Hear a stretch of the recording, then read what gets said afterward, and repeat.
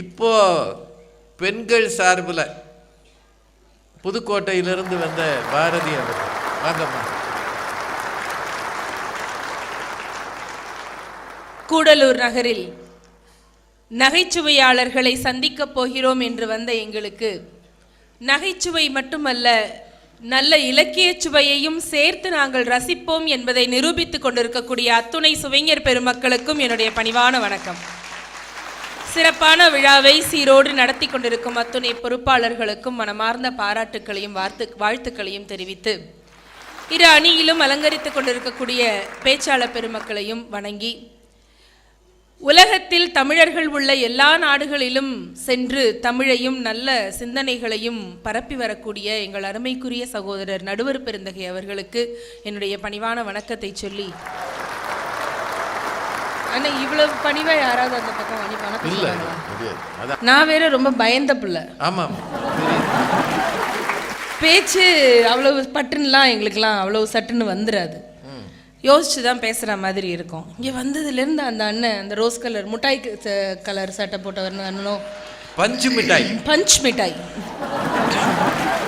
அந்த நீல கலர் சட்டை போட்ட அண்ணனும் சே, உலகத்தில் இப்படி எல்லாம் ஒரு கனவு. அடுத்தது காப்பி கலர் வருவார். நல்ல கம்பெனி சேர்ந்து வந்திருக்கு, அருமையா. இல்லை, உலகத்தில் அவர் சொன்ன மாதிரி ஒரு ஆண்மகன் எங்கே இருக்காருன்னு கண்டுபிடிச்சா அவருக்கு முச்சந்தியில் செலை வச்சு கும்பிடுறதுக்கு நாங்கள் பெண்கள் எல்லாரும் தயாராக இருக்கிறோம். ஏமா போற வரவெல்லாம் கும்பிடுறீங்க? வீட்டுக்காரர் கும்பிடலாம்ல. இல்லை, வீட்டுக்காரர் கும்பிடுற மாதிரி இருந்தா தான் நாங்கள் கும்பிட்டுருவோம்ல. என்னக்கா நான் சொல்றது கரெக்ட் தானே? ஏங்க, வார்த்தைக்கு வார்த்தை வீட்டில் காலையில் எந்திரிச்சதுலேருந்து இந்தாடி காப்பி கொண்டா, இந்தாடி துண்டு கொண்டா, இந்தாடி சோப்பு கொண்டா, டிஃபன் ரெடி பண்ணிட்டியாடி, அதுடி இதுடி என்ன டி? எங்கள் அப்பா அம்மா எனக்கு பேர் வைக்கல, நல்ல பேராக வச்சு கூப்பிட வேண்டியது தானே? அப்படி இல்லாமல் அடி புடின்னு ஆன ஊன 64 அப்படியே கூப்பிட்டுக்கிட்டே இருக்கிறாங்க. நாங்கள் கேட்குறேன் சார், ஒரே ஒரு நாளைக்கு கடுப்பு இது வரைக்கும் வருது தான், இந்தாடா காப்பி சொல்றோமா நாங்க? அது கல்யாணம் ஆன புதுசுல சொல்லிருப்பாங்க. இல்ல, வந்ததுல இருந்து நானும் பார்க்குறோம் அப்படியே ஆண்கள் எல்லாம் ஆணி வேர். இந்த ஆணி வேர்னு வேற சொன்னதை கேட்ட உடனே கான்ட்ராக்டர் தான் ஞாபகம் வந்தார் எனக்கு. நேசமணி தான். ஆணியே புடுங்க வேண்டாம், எதை எடுக்கிறது நீ எல்லாமே வேஸ்ட் தான். அது ஆணி வேறாம்ல, இவங்க ஆணி வேறு. ஆமா, ஆணி வேற அடியில இருந்தா ஏங்க இந்த குடும்பம் இப்பெல்லாம் இப்படி ஆட்டம் கண்டு போகுது? நான் கேட்குறேன், எத்தனை குடும்பங்கள் தடுமாறி போய்கிட்டு இருக்கு. இன்னைக்கெல்லாம் நான் இவ்வளவு சிக்கலான நாள்லையும் கூட நம் தமிழ் சமூகத்தினுடைய பெருமிதம் உலகெங்கும் பாராட்டப்படுகிறது என்று சொன்னால் அதற்கு பெண்களாகிய நாங்கள் குடும்பத்தை ஆணி வேறாக மனை அறத்தின் வேறாக இருந்து தாங்கிக் கொண்டிருக்கக்கூடிய ஒரே காரணத்தினால்தான் நீங்க எல்லாம் தலை நிமிர்ந்து நடக்குறீங்க. நடக்குது இல்ல? நான் சொல்லல, வள்ளுவ பெருந்தகையே சொன்னார்ல, புகழ் புரிந்த இலோர்க்கு இல்லை, இகழ்வார் முன் ஏறு போல் பீடு நடை. அப்படி கம்பீரமா ஆண்மகன் தலை நிமிர்ந்து சமூகத்துல நடக்கிறான்னு சொன்னா அந்த பெருமை அவனுடையது அல்ல, அவன் கைப்பிடித்த கரம் பிடித்த மனையாளினுடைய மாண்புதான் ஆண்மகன் தலை நிமிர்வதற்கு அடித்தளமாக இருக்கிறதுன்னு தெய்வ புலவரே சொல்லிட்டாரு. இந்த பஞ்சு முட்டாய் அண்ணன் ஒத்துக்க மாட்டேங்கிறாரு. நான் கேக்குறேன், விட்டு கொடுக்குறோம்ங்கறாங்கல்ல சார். நான் ஒரே ஒரு இல்ல கேளுங்கம்மா, நல்ல ஒண்ணு நான் யதார்த்தமே சொல்லியாச்சு, நீ என்ன கேட்ட? ஒரே ஒரு அதை விட்டு கொடுக்குறோம், இதை விட்டு கொடுக்குறோம், அப்படி இப்படி. நான் கேக்குறேன், தைரியமான ஆளா இருந்தா இப்பவே அவங்கவுங்க மனைவி பக்கத்துல இருப்பாங்கல்ல, அவங்கவுங்க மொபைல் போனை ஒரு அரை மணி நேரம் மனைவி கிட்ட விட்டு கொடுக்க பார்ப்போம். வண்டவாளம் பூரா தண்டவாளம் ஏறிடுமா ஏறிடாதா? ஏமா அவங்க 2 பேரும் வீட்டுக்கு போகணும்ன்றீங்களா இல்ல கோர்ட்டுக்கு போகணும்ன்றீங்களா? இல்லை, இப்பவே இவ்வளவு பேர் இருக்காங்கல்ல, நீங்க வேணாலும் ஒரு 4 செக்யூரிட்டி ஆபீசரை நிக்க வச்சு ஒவ்வொருத்தர் கைப்பையும் நீங்க செக் பண்ணி பாருங்களேன். பெண்கள் கைப்பையில எல்லாம் என்ன இருக்குங்க அதிகபட்சம் என்னன்னு அவர் உடனே அங்க இருந்து வந்து பியூட்டி பார்லர் அப்படிம்பாரு. பியூட்டி இருக்கிறவங்களுக்கு பியூட்டி பார்லர் தேவைப்படுது, இல்லாதவங்களுக்கு அதை பார்த்தா பொறாமையா தான் இருக்கும். என்னக்கா நான் சொல்றது?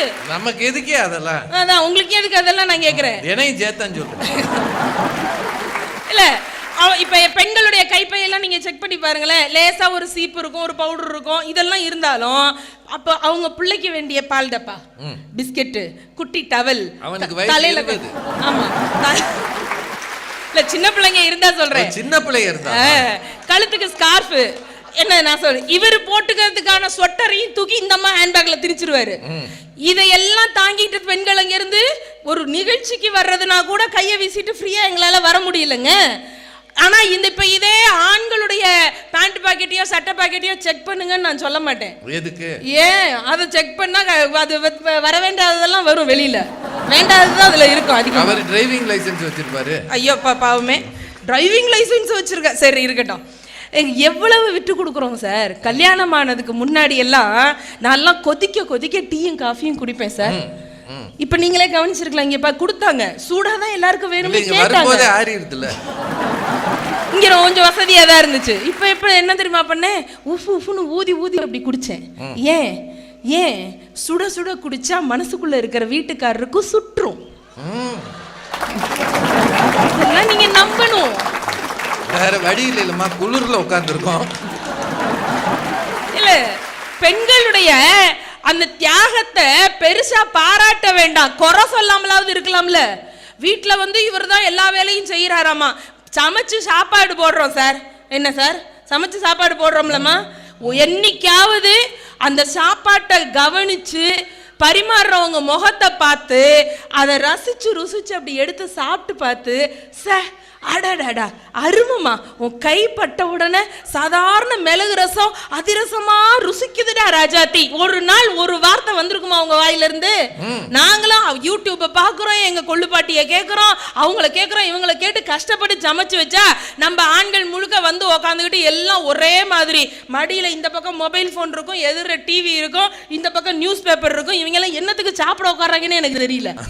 இல்ல கடுப்பா வருது இல்ல, அதுல வேற சாப்பாட்டையும் கவனிச்சு சாப்பிடுறது கிடையாது. இப்படியே எடுத்து உருட்டி உருட்டி ஜேசிபி பொக்லைன் மிஷின் மண்ணள்ளி தள்ளுற மாதிரி உருட்டி உருட்டி உள்ள தள்ளுறது. அவன் சரியா கவனிக்காதனாலதான் அதை சாப்பிடுறான். நீங்க அதுக்கு சந்தோஷம் பண்ணணும். ஒரு நாள் நீங்க பாராட்ட மாட்டீங்க, ஆனா வகை வகையா சமைச்சு மட்டும் போடணும்னா அதுல வேற இவருக்கு முகம் துடைக்கிறதுக்கு அவங்க வீட்டம்மா துண்டால துடைக்கிறாங்களாம், அது கறிச்சட்டி தூக்கின துண்டுன்னு வேற நீங்களும் சொல்றீங்க. சொன்னதை சொன்னேன் சொன்னீங்க. எங்களுக்கு ரெண்டுத்துக்கு வித்தியாசம் தெரியல, அதனால அந்த துண்டையே எடுத்து இவர் முகத்தையும் துடைக்கிற மாதிரி ஆயிடுது. ரெண்டும் ஒண்ணுதானே பெரும்பாலும். அது இருக்கட்டுமா, அவன் வாங்கி வந்த வரோம். அது சரி, கறிச்சட்டியில அவன் வாழ்க்கை இருக்கு. அதே போல ஊராட்சி மன்ற தேர்தலை பத்தி சொன்னீங்க. இன்னைக்கெல்லாம் நாட்டில் நடக்கிற அநியாயத்தை நம்மளுக்கே நல்லா தெரியும். எந்த வேட்பாளருடைய அந்த பெண் வேட்பாளருடைய கணவன்மார்கள் அவங்க எல்லாம் நிக்க வச்சிருக்காங்க அப்படின்னா பெரிய பெண் புரட்சி, பெண் விடுதலை அதெல்லாம் ஒண்ணும் இல்ல. கவர்மெண்ட் அங்க பெண்களை தான் நிக்க வைக்கணும்னு சட்டம் போட்டுருச்சு, வேற வழி இல்ல, நிறுத்துறாங்க. இப்ப நடந்த தேர்தல்ல ஒரு சின்ன கூத்து தெரியுமா உங்களுக்கு? வடார்காடு தேர்தலே நம்ம ஊர்ல கூத்து தரமா? ஆமா, இல்ல இது கூத்துக்குள்ள ஒரு சின்ன கூத்து. அந்த பக்கம் ஒரு ஊர்ல ஒருத்தருக்கு 2 மனைவி, 2 மனைவி நிறுத்த வச்சு 2 அம்மாவும் ஜெயிச்சு பிடிச்சு. அவன் எவ்வளவு அவன் சமநிலையில பாக்குறான் பாத்தீங்களா? 2 ஊரு தங்கைக்கு வந்துருச்சு, அவன் பாடு கொளிக்கிறது தான். சரி இருக்கட்டும் போட்டோம். இல்ல என்ன அப்படியே பெண்கள் மேல மரியாதையில் அப்படியே நாங்க கும்பிடுறோம் கூத்தாடுறோம், இதெல்லாம் ஒண்ணும் கிடையாதுங்க. நல்லா தெரியும் எங்க பெண்களுக்கு எல்லாம். வீட்டுக்காரரு வந்த உடனே என்னங்க காப்பி குடிக்கிறீங்களா அப்படின்னு நாங்க கேட்குறோம்னா அவரு இதுக்கு உங்க அப்பன்ட்ட தந்தி கொடுத்து கூப்பிடுவாங்கல்ல வந்து கொடு அப்படின்னாருன்னா பிரச்சனை இல்லை. அதே நேரம் என்னடி தங்கம் காப்பி கொண்டு வரியா, உன் கை வலிக்காதாமா, பரவாயில்ல நான் போட்டு தரவா அப்படின்னாருனா ஏதோ ஒரு விஷயத்துக்கு வேட்டு வைக்க போறாருன்னு அர்த்தம். உங்க அன்பெல்லாம் அந்த அளவுதான்.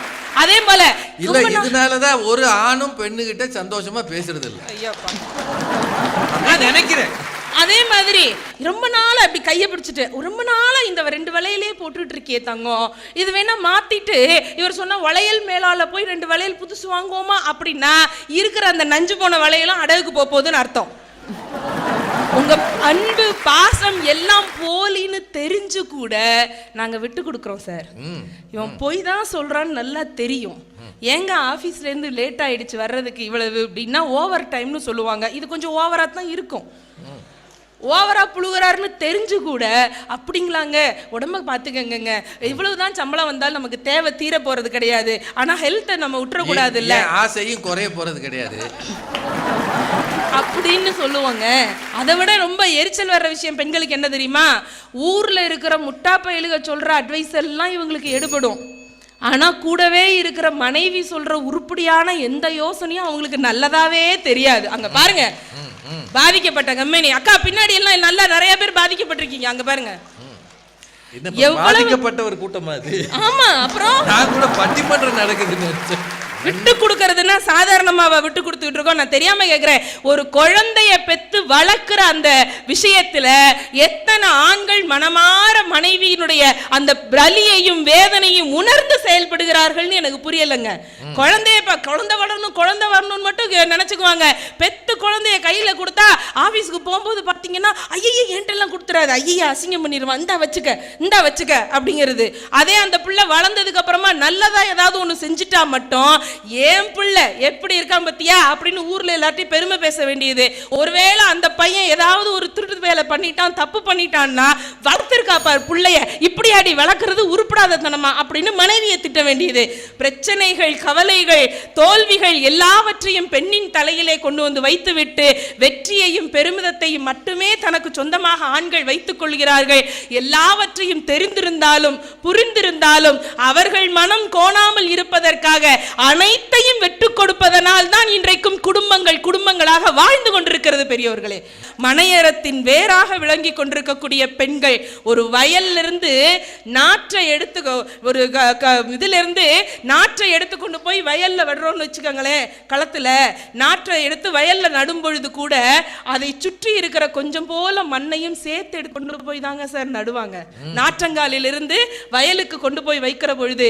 ஆனால் பெண்களாகிய நாங்களோ பிறந்த ஊர், இடம், உற்றார், உறவினர், பெற்றோர், உண்ணும் உணவு, உடுக்கும் உடை, வாழும் முறை, கும்பிடும் தெய்வம் எல்லாவற்றையும் அங்கேயே உதறி விட்டுவிட்டு வெறும் நாற்றாகத்தான் உங்களுடைய நிலத்திற்கு வருகின்றோம். அங்கே வந்து வேரூன்றி உங்களுக்கும் பெருமை சேர்ப்பது, தாங்களும் பெருமை அடைவது பெண்களாகத்தான் இருக்க முடியும் என்பதனால் உங்களுடைய தீர்ப்பு தாய்மார்களின் ஏகோபித்த ஆதரவோடு பெண்களுக்கே அமைய வேண்டும் என்று பணிவோடு கேட்டு வாய்ப்புக்கு நன்றி கூறி விடைபெறுகிறேன். நன்றி, வணக்கம். பாரதி அவர்கள் பெண்களுக்காக அப்படி வழக்காடி இருக்காங்க.